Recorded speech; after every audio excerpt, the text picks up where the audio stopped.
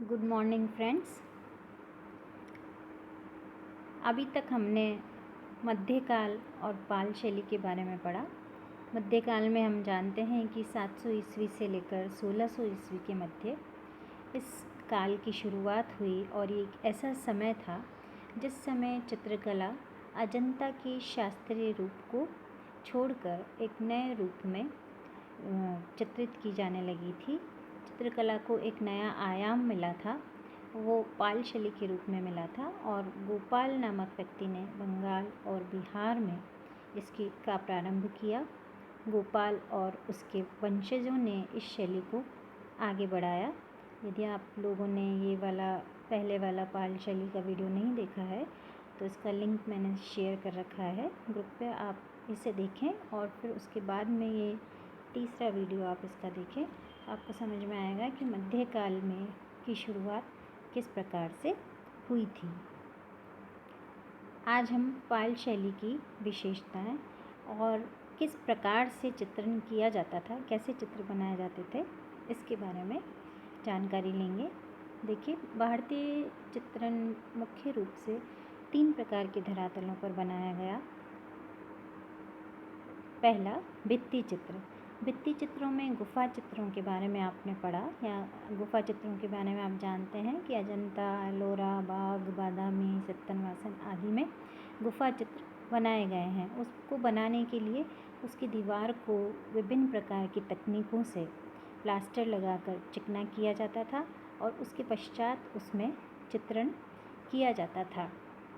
इस प्रकार भित्ति चित्र तैयार होते थे। भित्ति चित्र, कई लघु चित्र जो हैं भित्ति चित्र में बनाए गए हैं। भगवान बुद्ध की जातक कथाओं का चित्रण किया गया है और उसके पश्चात जब वैष्णव धर्म का प्रचार प्रसार हुआ तो कृष्ण भक्ति से संबंधित राधा और कृष्ण, नायक और नायिका को भी भित्ति चित्रों में विभिन्न मंदिरों, हवेलियों, छत्रियों आदि में बनाया गया है। चित्रण का ही दूसरा प्रकार जो है वो पट चित्र या फट चित्र कहलाता है, जिसमें एक सफ़ेद स्वच्छ कपड़े पर चित्रण किया जाता है। उसमें उस कपड़े के दोनों ओर किनारियाँ बनाई जाती हैं और उस किनारियों के बीच बीच में कुछ चित्रित किया जाता है और कोई ग्रंथ या कुछ उसमें काव्य लिखा जाता है। उसी काव्य के आधार पर उसे चित्रित भी किया जाता है। इसमें रेशमी कपड़े का इस्तेमाल कम करते हैं और दूसरे प्रकार के कपड़े का इस्तेमाल करके चित्र बनाना उपयुक्त रहता है। इस प्रकार ये जो चित्र हैं पट चित्र, ये 2 प्रकार के होते हैं। एक तो पिछवई या पढ़ और दूसरा कुंडली पट। पिछवई या पढ़ में उसकी लंबाई कपड़े की कम होती है और चौड़ाई ज़्यादा होती है और उसमें बीच बीच में स्थान डाल करके और चित्रित किया जाता है। जबकि जो कुंडली पट बनाया जाता है उसमें लंबाई बहुत अधिक होती है और उसे किसी लकड़ी के गट्टे के साथ में रोल करके और चित्रित किया जाता है। तो इस प्रकार इसे पट चित्र कहते हैं। तीसरा होता है पट चित्र में पृष्ठभूमि पर कागज़ भी चिपकाने की प्रथा है और इसकी लंबाई चौड़ाई अपने हिसाब से कम ज़्यादा चित्रकार कर लेता था। तीसरा होता है पोथी चित्र। पोथी चित्र एक विशेष आकार के ताड़पत्र पर संकलित कर उसके एक भाग में लिखाई और दूसरे भाग में चित्रण करने की प्रथा रही है, जिसे बीच में से छेद करके ग्रंथित या पुस्तकबद्ध किया जाता था। अभी मैं आपको इसलिए बता रही हूँ कि आपको पता होना चाहिए कि पट चित्र क्या होता है, पोथी चित्र क्या होता है, भित्ति चित्र क्या होता है, इन सब में भेद क्या होते हैं और ये किस प्रकार से प्राचीन काल में कलाकार इनको तैयार करते थे और किस प्रकार बनाया करते थे चित्रण। इसलिए पोथी चित्र में एक ताड़पत्र विशेष प्रकार का होता है जिसके एक भाग में लिखाई करते हैं और दूसरे भाग में चित्रण करने की प्रथा रही है और इन सब ताड़पत्रों को एकत्रित करके और इसमें छेद करके बीच में और इसे पुस्तकबद्ध कर लिया जाता था या ग्रंथित कर लिया जाता था। इसलिए इन्हें सचित्र ग्रंथ भी कहा जाता है। सचित्र ग्रंथ इसीलिए कहते हैं क्योंकि इन्हें पुस्तकबद्ध कर लिया जाता था। पाल शैली में कई सारे सचित्र ग्रंथ प्राप्त हुए हैं, जिसमें मुख्य रूप से साधनमाला, गंधर्वव्यूह, करणदेव गुहा, पंचशिखा, महायान बौद्ध आदि पोथियाँ हैं। ये सभी पोथियाँ हैं जो कि विभिन्न संग्रहालयों में सुरक्षित है और इन सभी पोथियों के अंदर भगवान बुद्ध से की जातक कथाओं के चित्रण किए गए हैं और कहीं कहीं पर जो राजा गोपाल और उनका वंशज थे उनके राजरोहण के दृश्य भी इसमें दिखाए गए हैं। बंगाल, बिहार में 10वीं से 12वीं शताब्दी तक इन पोथियों में अष्ट स्वस्तिका, प्रज्ञा पारमिता आदि बौद्ध ग्रंथ के चित्र हैं। साथ ही राजा महिपाल का राजरोहण, तारामंडल और लोकेश्वर का अजंता से मिलता जुलता चित्र है, क्योंकि ये शैली अजंता के ही कलाकार, जब इधर उधर हमने पढ़ा था पहले भी कि अजंता के ही कलाकार सुदूर भारत में फैल चुके थे और उन्हीं में से कुछ कलाकारों ने पाल शैली की शुरुआत की थी। अतः अजंता की कुछ झलक इन चित्रों में देखी जाती है। हालांकि अजंता जितना तेज, अजंता जितना ओज या उतनी सौम्यता इनकी लाइन में नहीं है।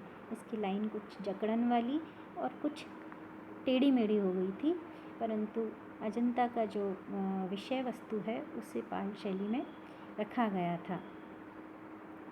पंचशिखा, गंधर्व्यू, बौद्धिक जीवबत्ता आदि इसके प्रमुख ग्रंथ हैं। राजा जयपाल के राजरोहण पर आधारित सभी पोथियाँ तालपत्र पर ही बनाई गई थी, जिसमें सुंदर लिपि है, तराशे हुए अक्षर हैं और चमकीली स्याही का प्रयोग किया गया है। अब देखिए पाल शैली की क्या क्या विशेषताएं रही हैं। इस शैली में अधिकांशतः पोथी चित्र या स्फुट चित्र पटचित्र के रूप में प्राप्त हुए हैं। पोथी चित्र अभी हमने पढ़ा कि ताड़पत्र पर, बहुत सारे ताड़पत्रों पर एक साइड चित्रण करते हैं, एक साइड लिखाई करते हैं और फिर उसे ग्रंथित कर लिया जाता है, उसे पोथी चित्र कहते हैं। स्फुट चित्र में उसे ग्रंथित चित्र को ग्रंथित न करके अलग रखते हैं। अलग अलग जो चित्र होते हैं उन्हें खुले हुए, उन्हें स्फुट चित्र कहते हैं। और पट चित्र जो कपड़े पर बनाया जाता है। तो पाल शैली में पोथी चित्र, स्फुट चित्र और पट चित्र अधिक प्राप्त हुए हैं।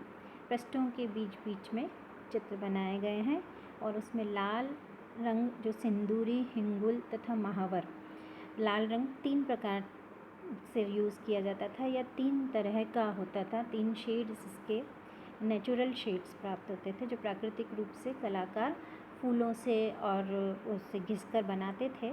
सिंदूरी, हिंगुल और महावर 3 प्रकार के होते थे जिन्हें इस्तेमाल किया जाता था। इसी प्रकार नीला रंग जो लाजवंती और नील 2 प्रकार से प्राप्त किया जाता था और ये दोनों ही भारत में नहीं बनते थे। इन दोनों को कलाकार फारस से आयात करते थे, इराक, ईरान से।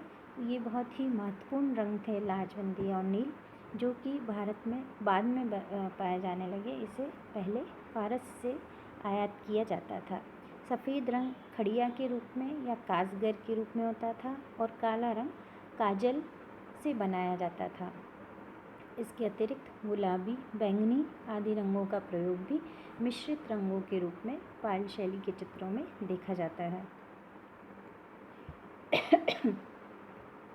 मानव आकृतियों के चेहरे यहाँ सवा चश्म थे। सिर जो है उसमें परली नाक से गाल आगे निकला हुआ था। सिर चपटे थे और नाक लंबी और परली गाल से आगे निकली हुई थी। आकृतियाँ सवा चश्म, सिर चपटा और नाक परली गाल से आगे की ओर निकली हुई थी। इसका मतलब ये है कि आधे से ज़्यादा चेहरा, एक साइड से आधे से ज़्यादा चेहरा दिखाया जाता था। एक चश्म का मतलब होता है आधा चेहरा और आधे से थोड़ा ज़्यादा यानी सवा चश्म चेहरा दिखाते थे। सिर चपटा होता था और नाक जो है, क्योंकि साइड फेस बनता था तो नाक गाल से आगे की ओर निकली हुई बनाई गई है। आँखें बड़ी हैं और उनमें वक्र रेखाओं का यानी गोल रेखाओं का, गोल गोल आँखें बनाई गई हैं, गोल रेखाओं का प्रयोग किया गया है। आकृतियों में सजीवता का अभाव है और मुद्राओं में जकड़न है। उसका कारण ये है कि ये जो कलाकार अजंता से आए थे, मैंने आपको पहले भी बताया कि जो कलाकार अजंता से आए थे वो अपनी उस प्राचीन शैली को जीवित करने के उसमें उसकी मुख्य लाइन को और उसके ओज को इस शैली में नहीं निभा पाए, अतः यहाँ मुद्राओं में जकड़न आ गई थी। इनका रेखांकन काले रंग से किया गया और तुलिका के स्थान पर निब का प्रयोग किया गया। ये भी एक कारण था कि अजंता में जहाँ तुलिका का प्रयोग किया जाता था और बहुत ही बारीक और कोमल तुलिका होती थी, उसके स्थान पर पाल शैली में निब का प्रयोग किया जाने लगा था। अतः जो चित्र थे उसमें सौम्यता और कोमलता थोड़ी कम हो गई थी। हालांकि उसमें प्रवाह था, लेकिन लाइन में मोटाई और अलंकारिकता देखी जा सकती है।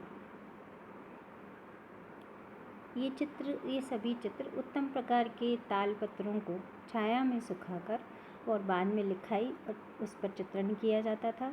लगभग 22 इंच लंबा और 2 इंच चौड़ी पोथी में महायान धर्म और भगवान बुद्ध से संबंधित चित्र बनाए गए हैं। तारा देवी, मंजूश्री देवता का अंकन यहाँ बार बार हुआ है। ग्रंथों को कास्ट पाटली से सुरक्षित रखा जाता था। कास्ट पाटली एक लकड़ी की, कास्ट मतलब एक लकड़ी की पाटली बनाते थे, उसके अंदर उस ग्रंथ को रखकर सुरक्षित किया जाता था ताकि उसमें कोई कीड़ा जानवर न लगे और वह पानी से और किसी वजह से ख़राब न हो। एक बॉक्स बना दिया जाता था लकड़ी का, उसके अंदर इन ग्रंथों को, पोथियों को सुरक्षित रखा जाता था। यहाँ संयोजन सरल था और लिखाई चित्रण में दूरी रखी जाती थी, यानी जहाँ लिखा जाता था वहाँ चित्र न बना करके उससे थोड़ी दूर चित्र बनाते थे। प्राकृतिक दृश्यों के रूप में कदली और नारियल के वृक्षों को अधिक बनाया गया है तथा आकाशीय परिप्रेक्ष्य का पूर्णतः अभाव है। देखिए, जहाँ अजंता में कई चित्रों में आकाशीय परिप्रेक्ष्य बनाया गया है, यानी पीछे पृष्ठभूमि बनाई गई है, ऊपर आकाश दिखाया गया है, लेकिन पाल शैली में उस चीज़ का बिल्कुल अभाव है। यहाँ संपूर्ण धरातल पर एक ही चित्र को बड़े रूप में बनाकर और परिप्रेक्ष्य को छोटा किया गया, परिप्रेक्ष्य का लगभग अभाव है।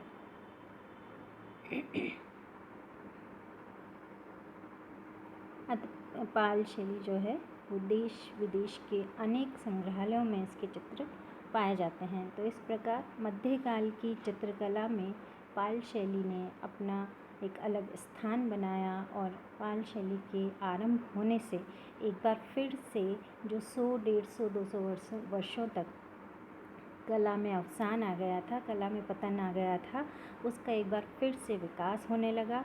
और इसके पश्चात मध्यकाल में उत्तर भारत में इस कला शैली के बाद जैन, अपभ्रंश और गुजराती शैलियों ने अपना स्थान बनाया और ये धीरे धीरे एक बार फिर से चित्रकला को नए आयाम पर ले गई।